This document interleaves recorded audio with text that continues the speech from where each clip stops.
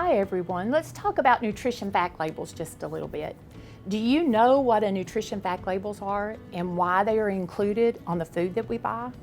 Nutrition fact labels provide information about the nutrient content of the food and the beverages that we purchase, such as the fat, the protein, the carbohydrates, sugar, sodium, cholesterol, even vitamins and minerals are listed on there.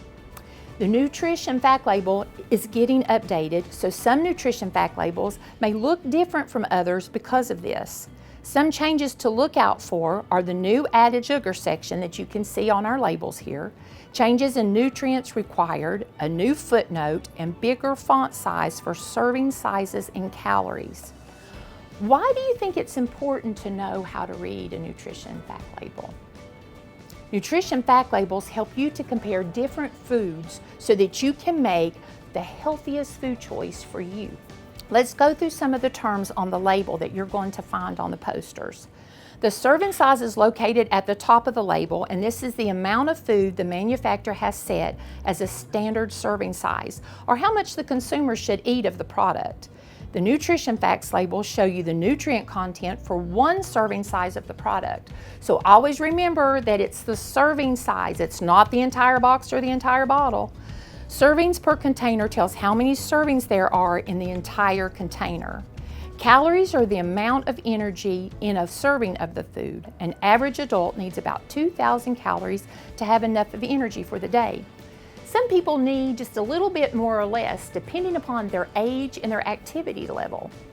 Empty calories are foods that have calories but they have no nutrients in them, or very few nutrients, maybe like a candy bar. Nutrient-dense foods are those foods that have nutrients but few calories, maybe oatmeal, canned vegetables, canned fruit that has no sugar added to them. Footnotes are listed at the bottom of the label. The footnotes of the updated nutrition fact label describes what percent daily value is and explains that 2,000 calories is on average of a baseline of what an adult should be eating. The percent daily value tells you how much a nutrient in a serving of food contributes to a daily diet. All right, there are some nutrients that you should limit: salt, added sugars, and saturated fat. You can use the 5-20 rule to help you learn what is good and what is not good for you. If a product has 5%, which you can find on the food label, it tells you that, 5% less of the nutrients, it's considered a low source and more nutritious. If a product contains 10 to 20%, it's moderate and it's okay. But if it contains more than 20%, now remember we're talking about the sodium, the saturated fat, or the added sugars. If it contains 20% or more, then it's considered a very high source and should only be eaten once in a while. So we really need to kind of put those in the back and just have them on special occasions. Now that we've reviewed the nutrition fact label, let's talk a little bit about portion sizes. Portion sizes are the amount of food that you decide to eat at a meal or for a snack.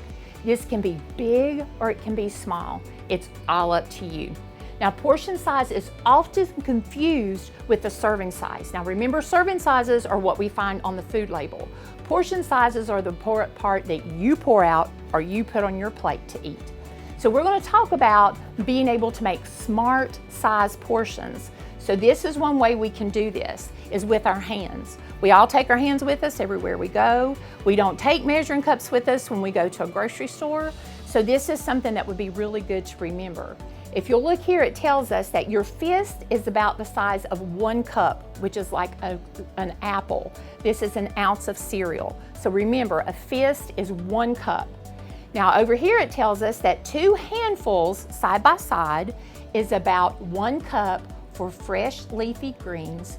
2 cups are equivalent to 1 cup of cooked vegetables. Your palm is about the size of a piece of meat, even the thickness of it, and that's 3 ounces. So if you consider the size of your palm and how thick it is, that's about 3 ounces of meat, and that's a good serving size. Your thumb, it shows us here, is about the same size of 1 ounce of cheese or 1 tablespoon of peanut butter. That's your thumb. 1 handful is about 1/2 cup of nuts or 1 ounce of shredded cheese. Now that's just the palm of your hand. We're not talking about from here all the way to our fingertips. It's just the palm of your hand. And as it says, that is equal to 1/2 cup of nuts or 1 ounce of shredded cheese. Now I have an activity I'd like for us to do. I'm going to get some bowls and some measuring cups and some cereal. So while I do that, I would like for you to go to your kitchen, get you 2 bowls. Get a bowl that you normally eat cereal in, get your favorite cereal that you have in the house, and a measuring cup. Now if you've got all your stuff, here we go. I want you to pour in the bowl that you normally eat your breakfast. I want you to pour how much cereal you're going to eat. And just pour it. Now be honest.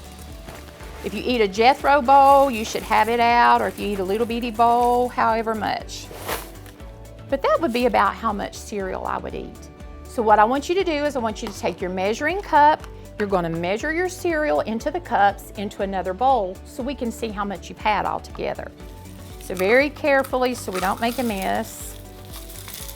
Uh-oh. Okay, there's about 1 cup. Pick this all up because this is going to go in the trash. We won't eat this since it's been on the counter, but that's about 1/2 cup. So I measured out about 1.5 cups. How did you do with yours? Now if you look on your food label on the side of your cereal box, remember it tells us what the serving size is. And here it tells me mine is 1 1/4 cup. See how you did on your cereal box. Did you come close? Did you eat too less? Did you get too much? How did you do with that activity? Thank you again for listening to me. Next time we'll be talking about food safety.